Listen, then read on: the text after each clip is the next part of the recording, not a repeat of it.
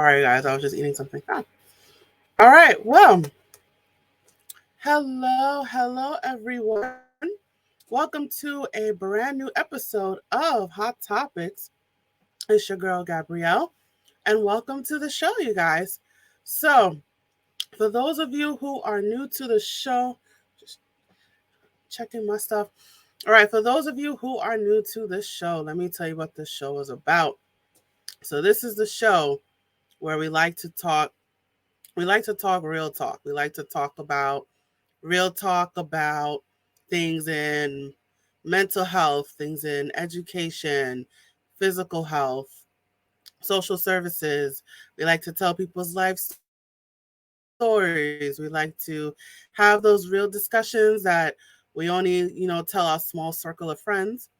Well, we like to take those discussions and we like to put it all out in the open.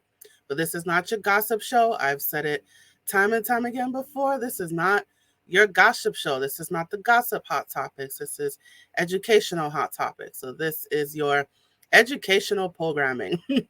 And today I am excited about this conversation because it is a chance to address those things that we're afraid to address. I know some of you may got some questions, but today we are going to get to that and we are going to get into the nitty-gritty of it all. So, let me tell you what the topic of this episode is. So, the topic of this episode is my teenager is self-destructive. I'm sure it's, for a lot of parents out there, it sounds like, whoa, I can relate. Well, this is the show where we're going to discuss that, and we're going to discuss ways that you can deal with that. So, my teenager is self destructive. That is the topic for today. And I have a guest with me who is going to help me out. Her name is Ann Hayes, and I can't wait to tell you about her, you guys. So, let's just get right into it. Who is Ann Hayes? Let me tell you who she is. So, Ann Hayes, who also goes by Mama G, is a #1 international best-selling author, MC, lyricist, mystic, energy master, and CVO of Kick Ass Happiness. She is also the founder of a highly customized online coaching program designed to transform troubled teens using ancient wisdom to live happy, fulfilling lives. The Kick-Ass Happiness Academy utilizes a synergistic system that effectively activates each member's ability to take full charge of his or her life, and also shares inspirational messages over smooth instrumentals. With decades of experience working with teens in a variety of settings, Anne is credited with turning around so many lives, including that of her own teenage daughter. As a powerful liaison between parents, community leaders, and teens, she intends on turning around a lot more lives with her natural, passion driven, non conventional approach. Beautiful, you guys. All right, so I want to get started. I can't wait to get her on stage. So let's do it. Welcome to the stage, Anne. How are you doing today?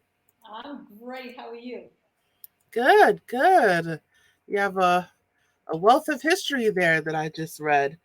Um, I love how you said to the stage. I like I like that. Sage to the yeah, stage. What did I say? to the stage. Yeah. All right. So, let's get right into it. You've went through a lot, and I wanted you to share your life story and also the lessons that you learned. So let's jump right into it. So please tell us your life stories about your self-destructive teenager. Okay, so I'm going to kind of zero in right there. I'm going to give you a little bit of background, try to keep it as succinct as I can, because there's always an origin story, there's a history. I was a self-destructive teen, and I've worked with self-destructive teens, yet it wasn't until my own daughter became a self-destructive teen that it really hit home for me as a parent. And this is what I've come to realize. if your child has been through any traumatic event, for me, it was childhood sexual abuse. For my daughter, it was a loss of a parent at a very young age. Well, it gets suppressed and it gets stuck in the body and it remains there as a trapped a trapped emotional pain. And it tends to come out, from what I've observed, when children become teens. So we're talking 13, 14, 15, 16. Usually 14 is like that tricky year right there. And that's exactly what happened to my teenage daughter, because she was good to go from like 6 to 13, 13 and a half, 14. And then all of a sudden it just fell apart. She started using marijuana. Okay, not such a big deal, right? Yet from there, it just got more and more heavy. She became deeply depressed. She developed debilitating anxiety. She would spend hours on her phone. She would sit on the couch for just hours on end. Then it went from that to sneaking out at night, skipping school. Then she started getting into drugs like Xanax, Adderall, LSD even. She was drinking alcohol, still smoking the marijuana, like almost nonstop, because she was essentially trying to numb her pain. She was sneaking boys into the house. I was a single parent because, of course, remember, the other parent had died. When, in fact, that happened when she was 6 years old. And so I'm a single parent at the time trying to deal with this. And it just seemed like it just spiraled out of control no matter what I did. Now, understand, I'm a professional. Like this shouldn't happen to me, yet it does. It can happen to any parent with any teen. And I saw a pattern from my childhood to her childhood as a response to a traumatic event in her life. And so that self-destruction looked exactly like I just described. And it included 2 hospitalizations. She actually cut herself at one point. Thankfully, it was only on one wrist and it wasn't vertical. So I knew she'd be okay, but yet it was scary. And she also popped about 5 Benadryl in her mouth at one point. So I'm going to stop there because I think that's a whole load right there. Thankfully, at 19, she's doing amazingly well. In fact, she's thriving and even living on her own.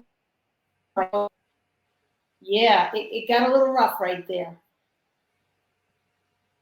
Yeah, it's that's a lot in that short little in that short little spiel there. All right, so you brought up you brought up a few things that I think you said around her like 9 to 12, 9 to 13, things were going pretty well for a teenager, right? And I think you mentioned a key factor, which is that your partner died, and that your daughter's experienced a loss, right? And I think that's pretty common in with teenagers, like when they lose a parent, that's the whole world just being shattered and broken apart right there. And I think that when there's a loss of a parent, it's that whole world just shifts, and that of course led to I guess is it safe to say a downward spiral that your daughter went through? Absolutely. It even got to the point where, she was suicidal at one point. And that was really scary. And I know I came at and I just shared all those behaviors. Yet if the title is my self-destructive teen or my teenager self-destructive, what does that mean? I want you to understand exactly what that means, because it's very likely that that could be your teen right now. And that's a real tough spot for a parent to be in, especially a single parent, because you could be the most loving parent there is. You could be taking care of your own stuff like I had to, because I had my stuff too, trust me. Yet it can still happen because there's so much pain in there. And so the question is, what do you do with it? And what's the best way to support your teen so that not only do they survive, but they thrive and they're actually committed to living, it's going to sound like a cliche, but living their best life, because that's what you want for them as a parent. And that's what it was for me. And that's why I'm so passionate about sharing my experience and why I've actually developed this program that I now offer. Yeah. So let's get into those self-destructive behaviors. So after your partner died, so she turned to drugs, suicidal. She slit her wrists. What else was she doing? Oh, she was getting really bad grades. She just didn't care. It was hard to get her up and out to school, so she would miss a lot of days of school. And when she would go, she would end up actually leaving the school grounds without permission. And I mean, she was just sneaking out at night, and like strange guys would be picking her up in their car. And she was like 15 years old at the time. And it was really, really scary. And then she's meeting up with these people who've got these drugs. And, like for me, like the LSD to me is just, thank goodness it's not cocaine and heroin. I'm very grateful for that. Yeah, it was just for me, that was my daughter using this stuff and messing around with it. And to me, really scary. And I actually got a call one night because she was trespassing in a gated community, and she was really out of it with these other two kids. So then the law got involved. And that got a little, and that's tough as a parent who, like, at that point, like, I'm a good standing citizen, I'm a professional, I'm loving, and that just didn't go well for me. That was painful. So it sounds like it was just one thing after another. It wasn't like over a period of time where you were used to it. It was sort of like a rush. Like after your partner died, then whoosh, it was one thing, then one thing, then one thing, then one thing. It was just all coming at you at once. Well, she was 6 years old when my partner died. So she was very young. So there definitely was a shift. I mean, she changed immediately. My kids lost that lust for life. Like, it just came out of them. My daughter started to put on weight right away. She became irritable more often. She got into more conflict. She had trouble making friends. So there were issues right away you could see that were directly related to the loss. Yet it really blew up, in my opinion, when she hit 14. And like you said, it just seemed a string of events. Like, and this is why I'm saying to parents, like, you can't wait. Like, it's just marijuana. Oh, we're good. Guess what? That's just the beginning. The longer you wait, the less chance you have of getting that teenager back. You've got to be a proactive parent. Like, I was just amazed at how quickly it unfolded and how bad it got. And so that's, like I said, that's part of why I'm so passionate. Oh, sorry. I guess I thought your partner died when she was a teenager, so it actually started when she was 6. So Yes. How are things for you? You said, but it blew up when she was a teenager. So how are things for you between when your daughter was 6 and when she was 14? We've always had a really great relationship. Yet there was a fallout for me personally, and for her and my son. If I can mention my son too, he was more the kind who's going to sneak out with the car at night. Anyways, for me, it was very, very painful. I went into a deep depression. I finally had to start dealing with my own abuse as a child, which I had kind of suppressed. Not kind of, I did. And then, to get a little salacious, because this is just truth, I had found out a week later that my partner had had an affair for 20 years that we had been together. So there was a lot of anger there, just deep, deep pain. And so my daughter is witnessing this. So it's like, where's my mom? And so I yelled a lot. And I have no shame about it at this point. It is what it is. But I screamed and yelled every day over the littlest things, spill milk or something like this. And so, that's going to be detrimental to your kids over time. It's just as painful if you were going to hit them, if you're just yelling them and you're not patient. They don't know when their mother's going to yell. So she would often go in a room and shut the door when I got that way, and then I'd calm down, or we'd have loving moments. So overall, we had a very great relationship. She could communicate with me. She didn't like that aspect of me, yet we could communicate. But when she hit the teenage years, it's just the pain just bubbled up. It just bubbled up. When those hormones kicked in, when she hit puberty. That's the thing. The hormones are kicking in. You are trying to still look for that security with the parent, and you're still also trying to be independent. You're in the middle. You don't know which way to go. And like you said, you're wrestling with those hormones. There's just so much going on. And then, of course, those trapped emotions start to bubble to the surface. Yeah. And they have to come out somehow. And it oftentimes comes out in self-destructive behaviors. And I've seen that again and again in teenagers. There's always an origin. No teen is just straight out self-destructive. Doesn't matter where you're from, what environment, it's what you've been through and what you've experienced and what you've been exposed to. It's some level of trauma that is going to cause you to act in this way. You're actually acting upon yourself because the pain is so bad. Yeah.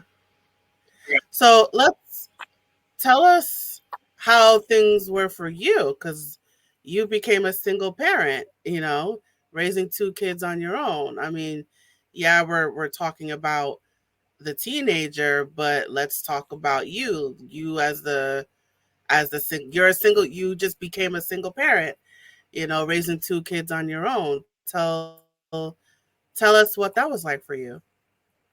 I mean, it was definitely a change. I had my partner had cancer for 3.5 years, so I was working full time, taking care of the kids and taking care of her. So it was extremely stressful. And when she passed, so that, to be honest, there was just a slight little bit of relief because now I was just taking care of the children.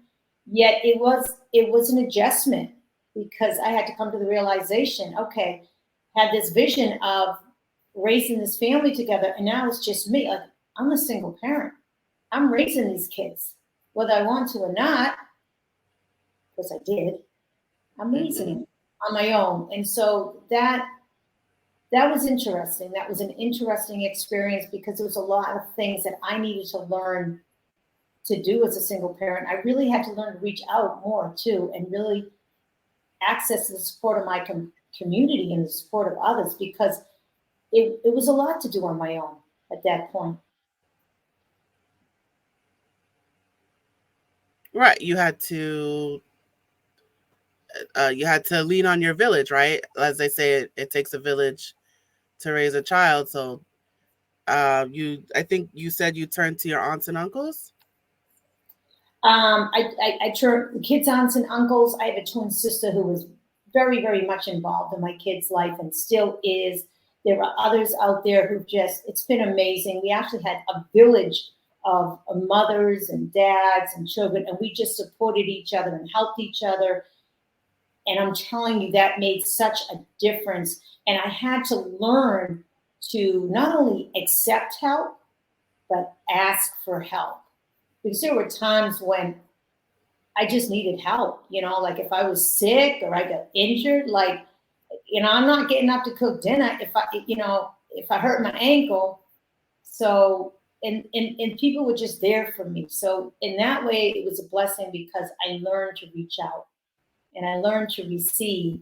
And that community piece is so important because I just want to speak to if there's any parent out there, especially a single parent, if you have a teen who's going through it or struggling, or even if you don't, just reach out, ask for help, find a community that you can be a part of, because that can make all the difference in the world, because you need just as much support as your teen does.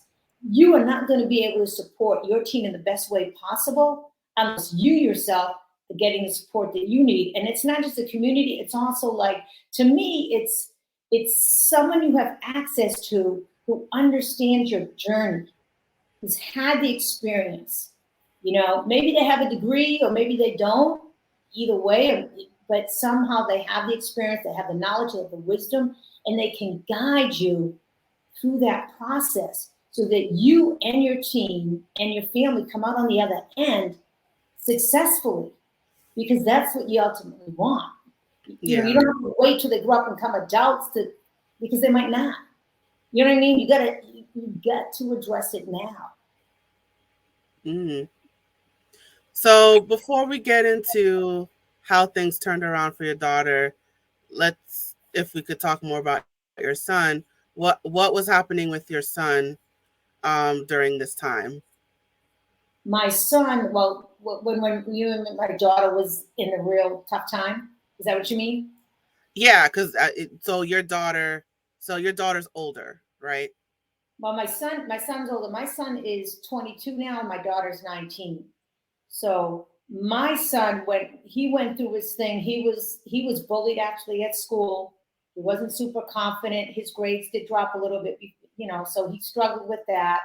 He kind of got in a little bit with a kid who was known for selling. I don't think he was selling anything heavy, just marijuana maybe. But so he got into a little bit of trouble, taking the car at night, driving around without a license. Nothing major, in my opinion, because he wasn't drinking or anything. Yet he was rebellious. So he was dealing with it in his own way.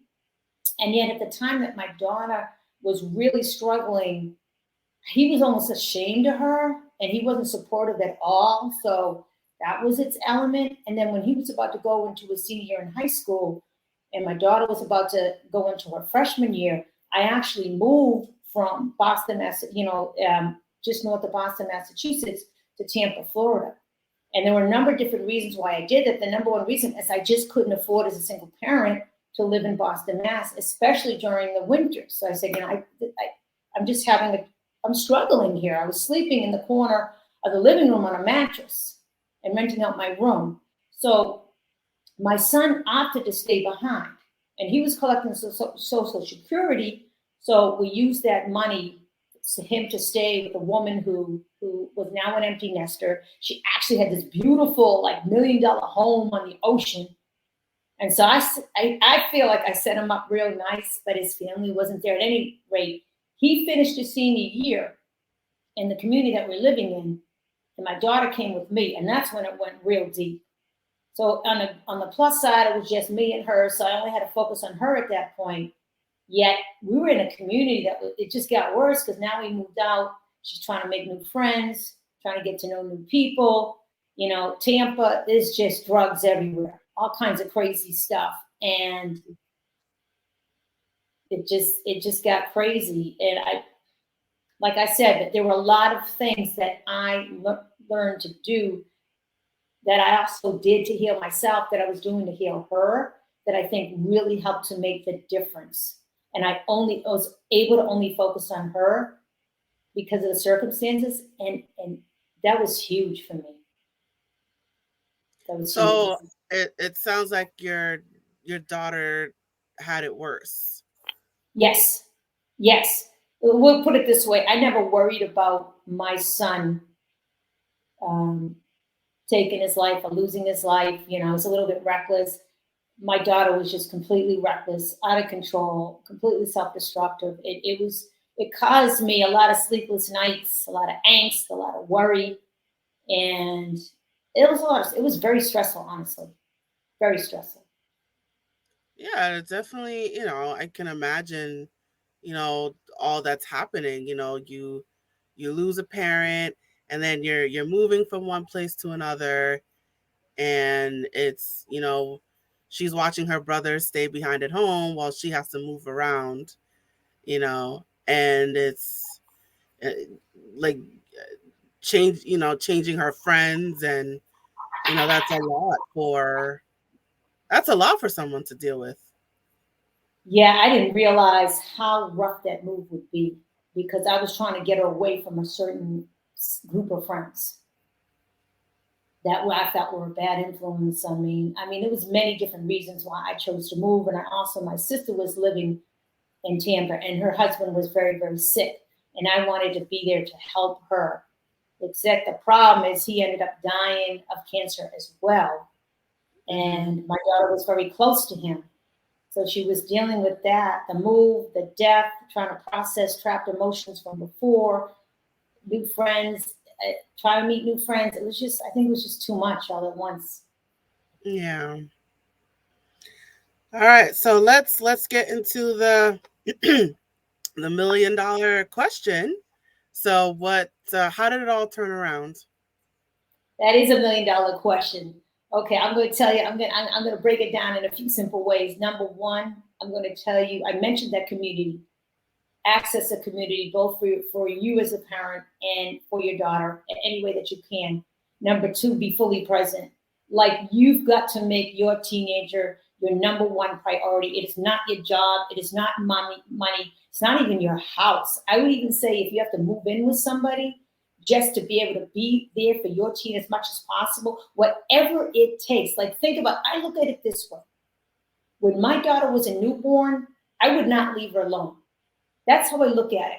When she was going through her most challenging days, I just acted as if, okay, she's that newborn, except now she's, instead of crying, she's like rebelling and showing all these behaviors, yet she's still in pain and she needs me. She's just asking for what she needs in a different way. Maybe it's not just milk or, food or a changed diaper, yet there's still need there. She's needing her parent. She's just asking for it in a different way. So be fully present. Now, I was fortunate enough to be able to borrow money. I put money on credit cards. I stopped everything I was doing. I wasn't working at all anymore. And I borrowed money during this time. And I also put us, more so her, on the public medical system, because I just wanted and needed that support, is what I felt at the time. So I made some changes so that financially we could get through. So like I said, I borrowed a bunch of money because for me, I'd rather have some outstanding debt and still have my daughter with me than the reverse. So for me, it's being fully present. Like, if you're working, anything can happen. I'm just saying, be fully present in any way you can. Make that your teenager your number one priority. You are a caregiver right now, and that's just what it is. That's just what it is. Take that little bit of time, get him or her through, and then life is going to be a lot more happier for you. Just trust me. Think of it just like if somebody had an illness, cancer or something, you would be there for them. The other thing for me was to really open up the lines, keep the lines of communication open. Now, what I find oftentimes with teens when they're struggling, they don't want to talk to a parent because the parent might try to give them advice, or they might be too embarrassed. They don't, so that's more what it's about. That's what I realized when my daughter came back around. She was embarrassed. That was the primary reason why she wasn't sharing things with me. So I opened up the lines of communication. I'm going to share this with you right now by starting to write letters to her. Loving letters, reminding her how much I loved her, how much I cared for her, how much I wanted a good life for her, that I would be willing to do anything to support her, to help her. I'm here to listen. I reminded her about all her amazing attributes, and I would just slide in under her door. And I wouldn't do it to her, I wouldn't give it to her in front of her because I wanted to make sure she could save face. And so the first couple of letters, they get ripped up. They'd be tossed in the trash. Yet I knew some level she had read them. I kept writing. By the third letter, I got a response back. I'm just telling you, communication is critically important. And if you're watching this or you're watching the replay and you'd like a template on how to write that letter, I got that for you. Communication. I mentioned that. Community, being fully present, keeping those lines of communication open. Here's the last one. It's a real biggie for me. Energy healing. Here's the thing. There's all these programs about mindset empowerment. You just have to be positive. You got to reprogram your subconscious. I say bull crap. When your teen is deep in it, and I know because I've been in that same kind of deep in it pain, hopeless, deep despair, depressed, you don't just get up and write a gratitude list.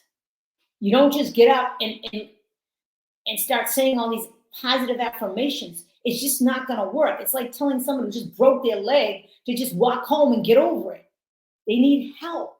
And so for me, it was the energy healing, because to me, it's natural. It's non-invasive. It's powerful because everything is energy, frequency, and vibration. It's simply through intention, which is also energy, that you can actually start to break up and move and to shift that lower vibrational energy, which is associated with depression and anger and frustration and rage and anxiety.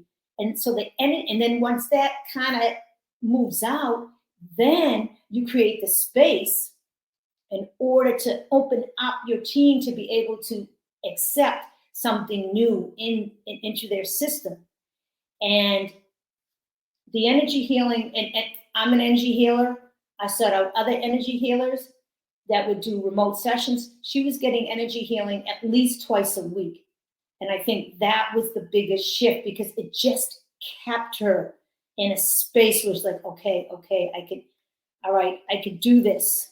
You know, she dip, come back, dip, come back. Yet I believe that right there, it was like psychic surgery. So now, just like the broken leg, she's got a cast. She can start to do her thing, and she can start to heal, and then eventually she would do the physical therapy. Except here, it was a different type of therapy, addressing the thoughts and thought patterns and the emotions associated with that. And that goes. There's a whole other types of therapies that can help with that too. Yet the energy healing, for me personally, was a game changer. I mean, there are so many other little elements and nuances, strategies, tools, and insight. And that's why I put together this 3-month program. But that's it in a nutshell. Those 4 right there: community, being fully present, the energy healing, and keeping those lines of communication open. Yeah. Can you get into the energy healing a bit more? What is that exactly? That's a good question. So have you ever heard of Reiki? I've heard of it. I don't know what it is. Okay. Reiki is probably the most common type of energy healing. To me, it's all the same thing. It's just different names and different protocols. Yet it's an ancient Japanese type of healing. I'm not really sure how to identify that. Essentially, it goes on the basic premise, and most of Eastern medicine goes on this premise that everything is energy, frequency, and vibration. And yet mainstream science doesn't teach it quite yet in the Western world, although it's starting to come out there more and more. Albert Einstein spoke about it. Thomas Edison spoke about it. Nikola Tesla spoke about it. Everything. It's just that in this physical body, makes up about 5%. We think that's all empty space. Yet we enter a cell phone. We're on StreamYard. You're streaming in. We've got laptops here that we're using. We don't question that. There's light energy, right? How does it get from the bulb to you to light up and illuminate the room? You know what I mean? So for a long time, I know personally, I used to think there was nothing in the space there. It's emptiness. Yet there's all kinds of energy and constant motion. It's just that we can't see it. That's why cell phone signals work. That's why cell phone towers work. That's why we get TV signals. That's why we can communicate globally around the world. And that's why the aeronautics program can receive images from rovers, like land rovers that, for example, land on the moon because of energy. And so with that basic premise, everything is connected. So things kind of bump into each other. So there's energy even in our thoughts. It sounds crazy, but there's energy even in our thoughts when we think. There's energy in the body. The Chinese call it qi, life force. It's qi. And so emotions are associated with a more dense energy. It's almost like if you were to make it physical, it would be this little pocket of dense energy that's blocking the life force of the flow of spiritual energy that could be coming from God, the source field, the one infinite creator, whatever you want to call it.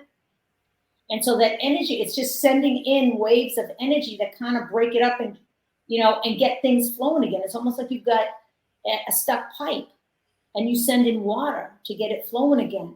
And if that energy is flowing again, that heaviness that anyone can feel when somebody is depressed starts to go away. And if you feel lighter, like if your team feels lighter, they were depressed, they were anxious, now they're less anxious, now they're less depressed, then they're more motivated to do things that make them feel better. And the more you can move that energy, the better. And the great thing is it gets at the root cause. It's not like you're just putting a Band-Aid on the symptom. You're like, okay, let's move that energy, and then let's share some tools that they can use to make sure that they continue to move forward. So then awareness increases. The awareness increases, and then it's like, okay, I'm going to do this now. So until the energy is moved, it doesn't matter how many tools or strategies you throw at somebody. I just don't think it's going to work. I just don't think it's going to work. And that's what I've discovered on my own personal journey, and the journey that when I'm working and mentoring with a number of teams over the years, and with my own daughter. Like, we tried the talk therapy, and I'm not knocking talk therapy, but it didn't work for her. It didn't work for me. It didn't work for our family. It was just, there needed to be something more there for us first. So I'm going to stop there. I don't know if that helps. I know it's kind of out of the realm of some people's experience, and maybe that's why I'm here to share that, because it worked for me and my daughter. So how was it applied? Like, was it one-on-one counseling? Was it like powder and potions? Like, how was it applied? It's well, to be honest, it was applied for me with my daughter. It was one-on-one, and oftentimes it would be, she would just, honestly, because she was in such a bad state, we had this thing where if she was feeling self-harming, she would come in the line of bed with me, and I would just hold her, and that's all I would have to do, is just hold her. That's it. And yet I also had others on the phone. It would be a remote session, and I would service the proxy. So they could actually do it at a distance. It's called remote energetic healing. Now, when I just did it for a friend this week who's going through a tough time, and I literally just picture her being on my bed, lying there, and I just move my hands around, and I can feel the energy, and I get messages about what she needs to do so that she can start to feel better. So to me, those messages are coming from God. Those messages are coming from a divine source. That's, I'm just receiving it because I believe it. I trust it. It's a sacred space. And if it's something that's supportive and is good, then I know we're doing good stuff here. And that's always my intention. Always my intention. And so there are different ways. There are different ways to do it. That's how I do it. That's how many people do it. And I'm trying to think of a book that might be helpful. There's something called the double slit experiment. There's people like Joe Dispenza, who's a neurologist, who talks about this. He's the big one, Joe Dispenza. But there are a number of people who talk about this, who actually have done the research and have evidence to show the science behind it. Yeah. Well, it sounds like it's very, very helpful, and it wasn't, you did it along with other things. You didn't just do that by itself. So it was a collection of things that you did for your daughter to turn around, right? So absolutely. Right. So let's just go over those again, right? So you kept the line of communication open. You did the Reiki healing. Yep. You got your community involved, right? It wasn't Yes. just you by yourself. Yeah. And what was that fourth one? Being fully present. Yes, being fully present, right? So the fully present part, I could see that being difficult for working parents. That might be a tough thing for them to hear, is, you actually need to be physically present. Yeah, I mean, it is. It's not always going to be able to happen. And I understand that every situation is different. I mean, if there's absolutely a way to do it, I would highly recommend that as the best way to do it. If not, honestly, and I know one parent who was interested. She was going to be working as a nurse, and she was going to be working in another state, and her teenage daughter is staying with her older sister. She could have her daughter on the program, and online with me for those 3 months, and then her mother could do her part, because there's a parent part that's integrated into the program that we offer here as Kick-Ass Happiness. So that's a possibility too. You know what I mean? So, and again, that's another reason I offered that, because at least there's some support there for the teenager. They're not just being left alone all day figuring out what to do. I mean, they may be going to school, they might not be going to school, that might be homeschool. There are a lot of different ways that it can look. And so that's something that a parent would have to kind of figure out how that might look for them.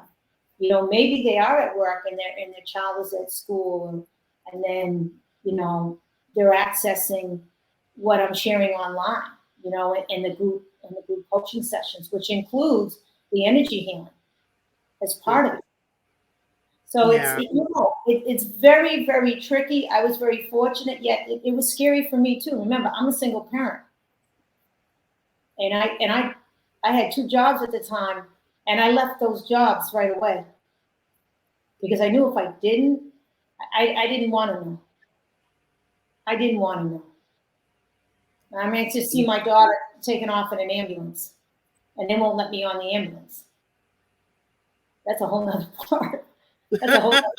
I'm telling you, I got stories. I'm telling you, I've got such a wealth of experience and information that could really be helpful to parents, and I especially know the system in the States and in Florida more than anything, because that's where we're living at the time. And there's also one thing that we talked about, let them hit rock bottom. Let them hit rock bottom? Right, I have that in my notes. One of the okay. I wouldn't say let them. I'm trying to think when we had that, what we were talking about. I mean, I know my daughter hit rock bottom. She hit a rock bottom, and that's what snapped her out. Like when she had that night, or when she was doing LSD, smoking marijuana, drinking alcohol, all kinds of stuff. And then she came home and she was still under the influence of the LSD, so she wasn't quite fully with it. And she decided to, you know, cut one of her wrists. She ended up needing 14 stitches. You know, that's how much she was bleeding. So she could have died even before then, because she blacked out. She doesn't remember. She blacked out. She forgets most of the night. And then, of course, I took her to the hospital, tried to get help. I told her she was in a tough way. They wouldn't accept me. So, yeah, I had like 5 cruises trying to, it was crazy. It was crazy, Gabrielle. And they turned me away. I said, you're going to regret this. My daughter needs help, and you just turned me away. I don't know what to do. I'm a single parent. And this was a Sunday, no less. Courts are closed. Everything's closed, except for the hospital. Anyways, I take her home, and that's when she cut herself. They take her away, and she was hospitalized for 5 days. And she just said, after that, she was like, that was a huge wake-up call. I'm not saying she was completely out of the woods at that point. She still needed a lot of support. But it was a wake-up call for her, because she could have lost her life very easily. It was scary for her. It was scary for me. That was her rock bottom. Yeah, I think it was that parents tend to like be like overprotective, and they try to get overly involved and don't do this, don't do that, and you know, but there comes a point where, you know, they have to experience the consequences of their actions.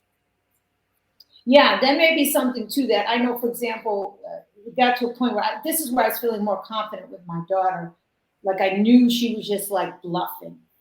Like, she just had this habit of cutting herself. Like, she would just make cuts on her thighs, and I didn't like it. And, you know, and she went in a room. Something happened. She shut the door. She wouldn't open it. I said, you know what? I am not going to force you to open it. You know what you're doing. You know I love you. You know I want the best for you. I'm here to help you and support you.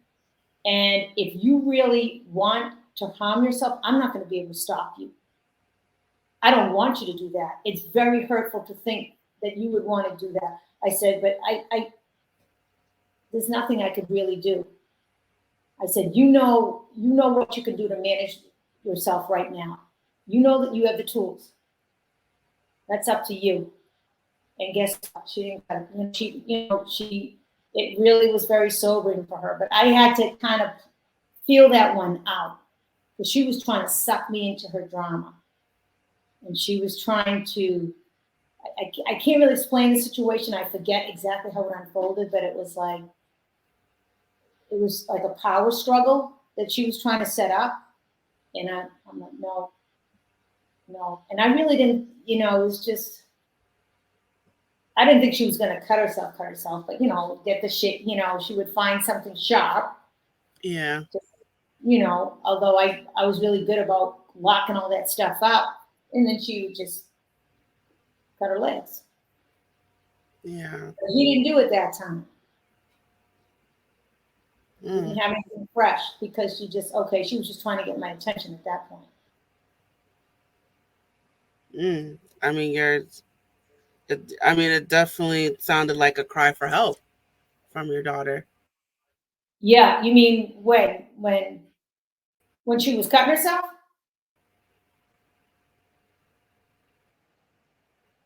When she was cutting herself, you mean?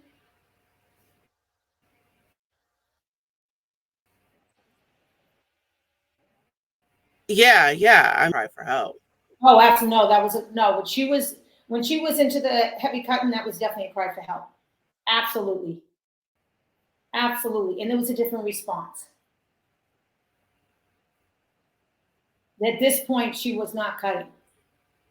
Yeah. So, I mean, it's sorry, go ahead. Now, like I said, it's hard to exactly explain the situation because it might seem like not responding to a need that she has. You have to be in the situation and kind of get a feel for it because 100%, I wouldn't want her to hurt herself. You know what I mean? 100%. That's not what I would want. Yeah. And she knew that. Of course, you didn't want her to do it. Yeah. And that was, and that was one of the saving graces is that she said, Ma, she goes, I wouldn't kill myself because it would bring you too much pain. Because I would never do it. And so that there was only the concern was, what if she was being reckless and something accidental happened? With her behaviors, all the behaviors she was exhibiting. Going in a stranger's car.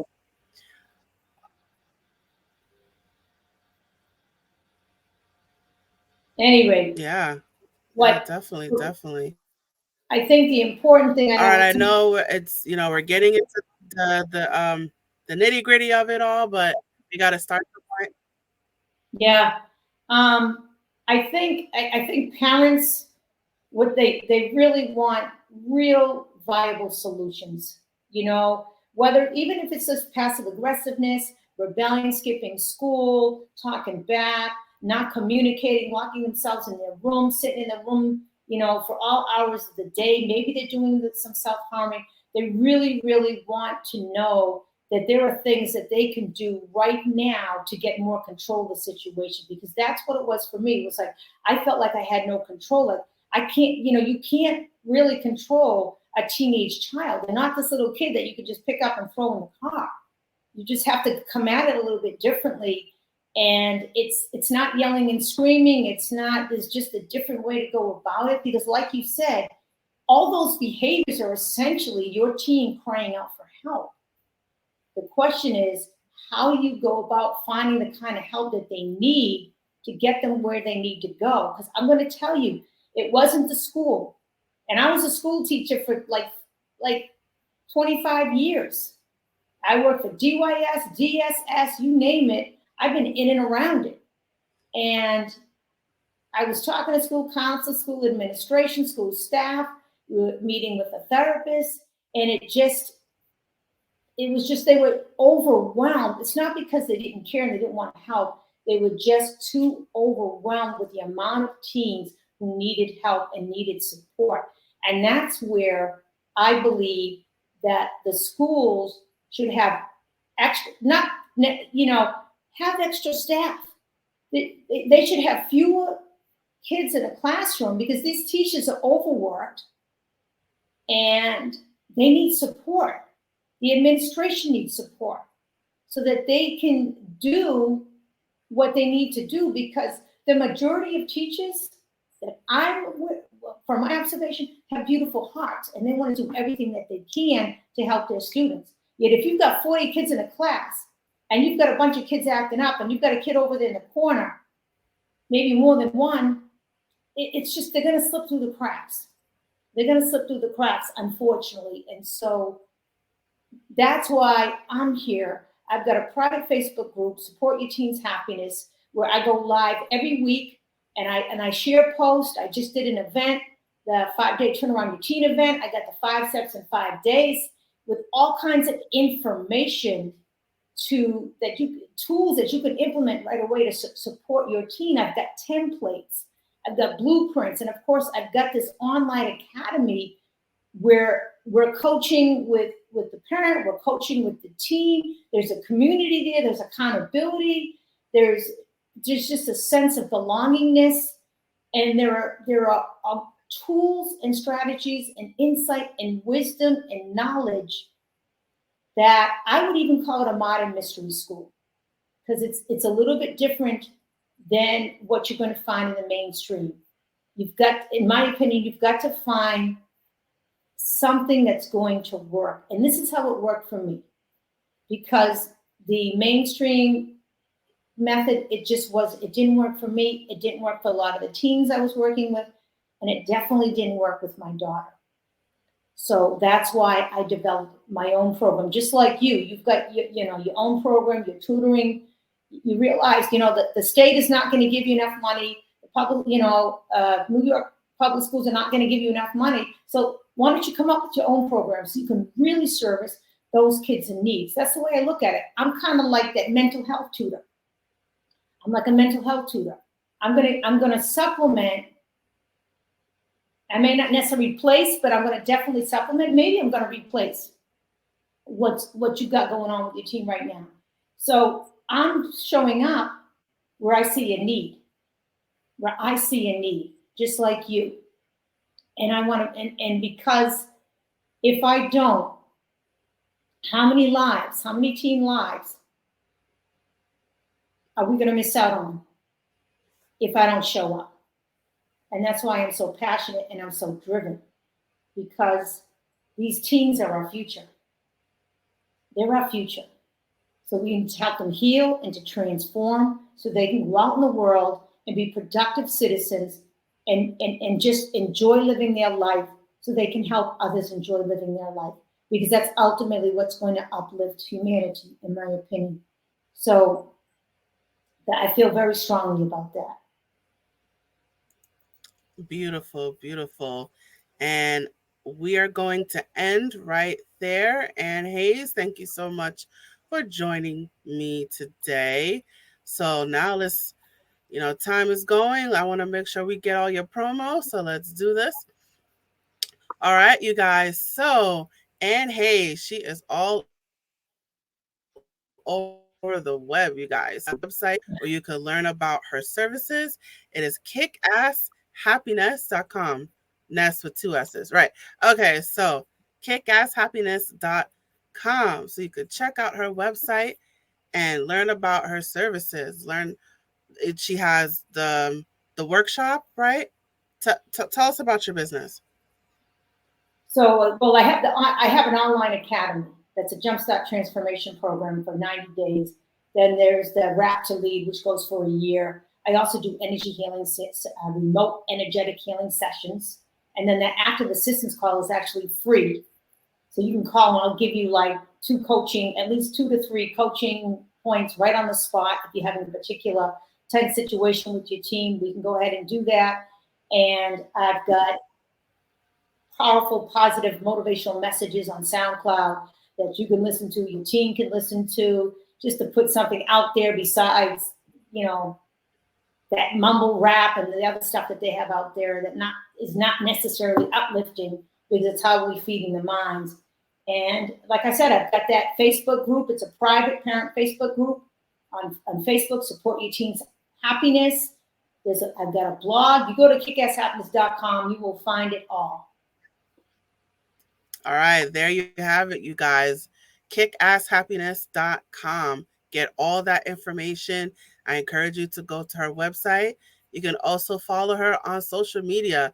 She is on Facebook, like she said. She actually has two Facebook pages.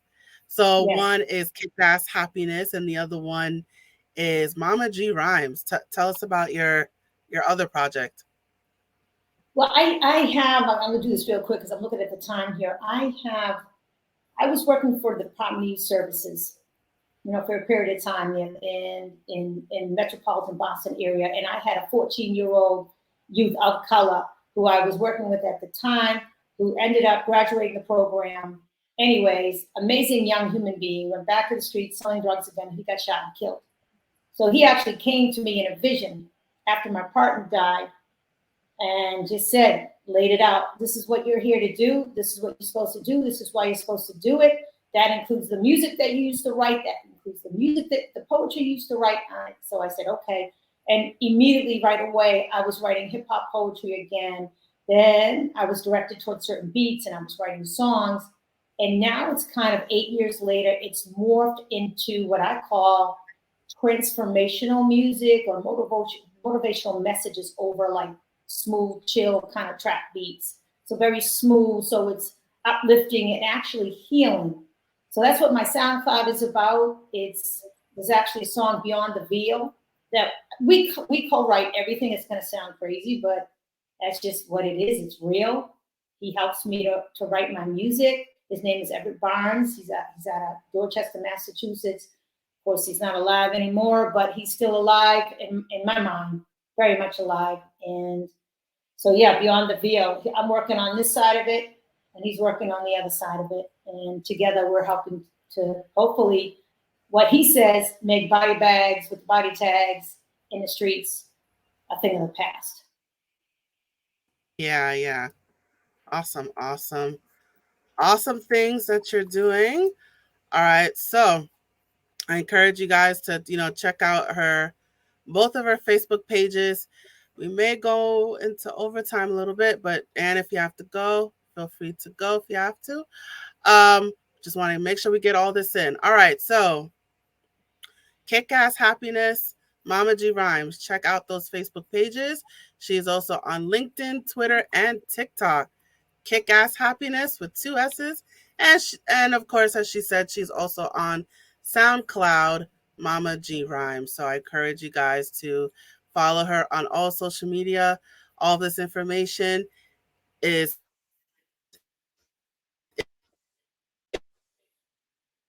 in the on video. You're listening to this on audio. Don't worry, you guys. It is all in the description. It is at your fingertips. All right, I just want to make sure that we get these in as well. You also have a replay of a 5-day turnaround for your teen events that is on the web right now. So it is bit.ly/turnaround your teen event. So I encourage you guys to check that out as well. You also have a free case study video that you've put out there on the web as well. So it's bit.ly/turnaround your teen. So you got a lot of information going out there, and you have your free active assistance call. So that is a Calendly, right? So people can go to your online calendar and they can schedule your free active assistance call. So it's calendly.com/kickasshappiness/active assistance call. So, you can, that's our online calendar. So you can go ahead and book on that website.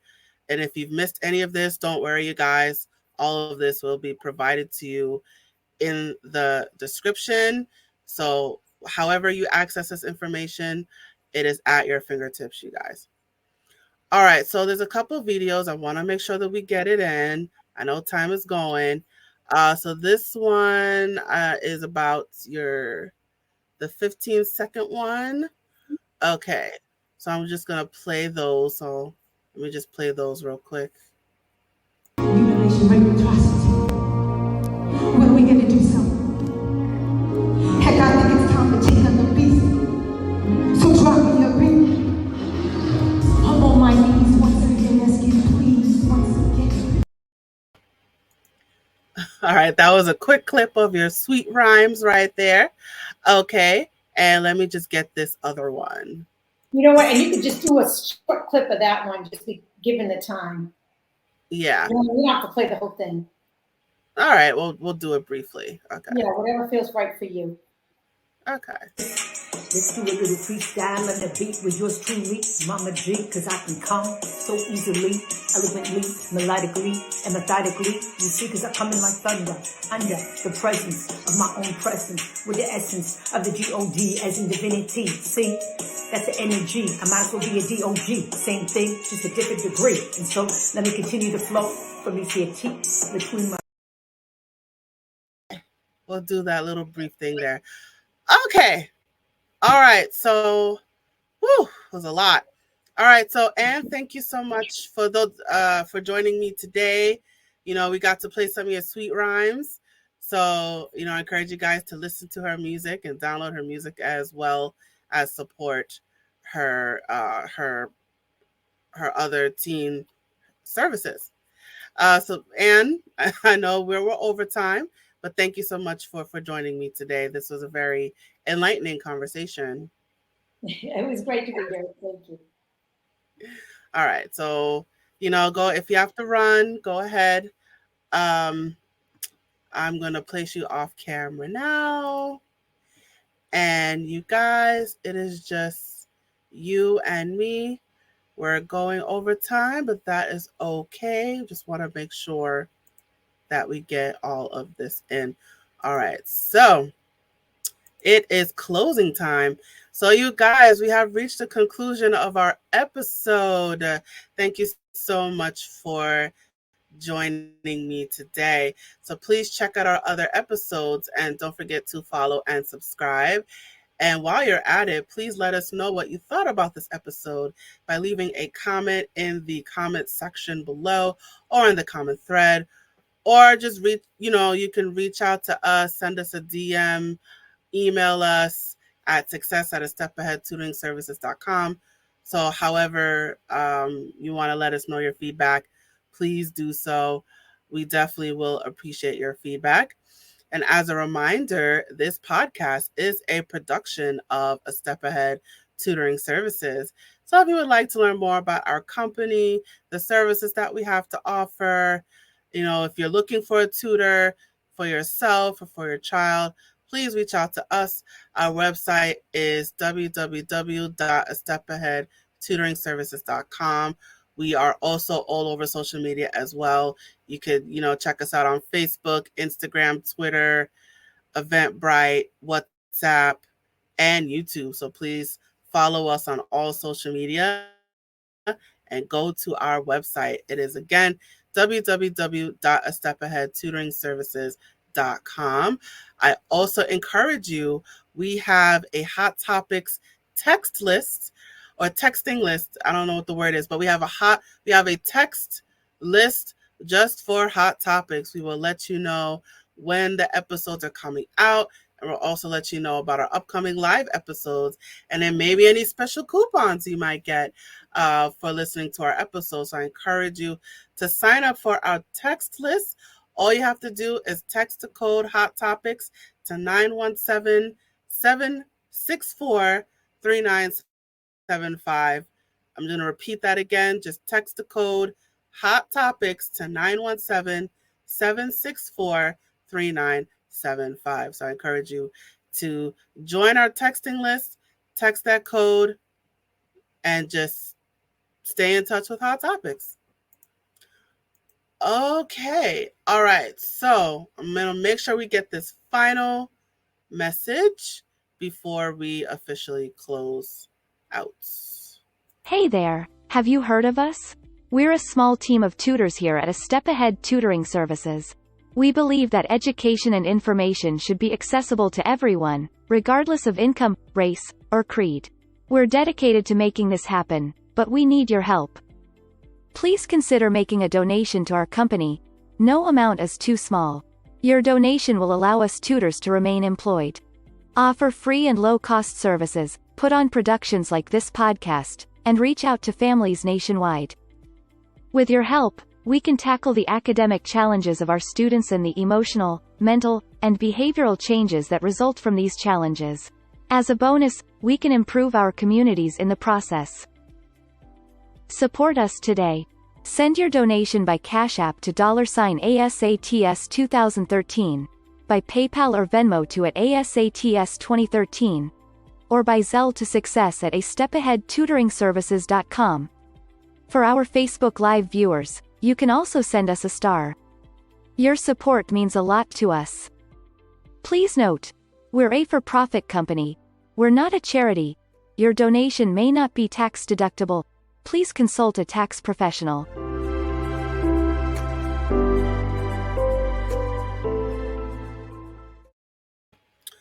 All right, you guys, and that is it for our episode. Thank you so much for joining us. I look forward to seeing you at the next episode. And that is it. All right, you guys, now I'm signing off. Bye.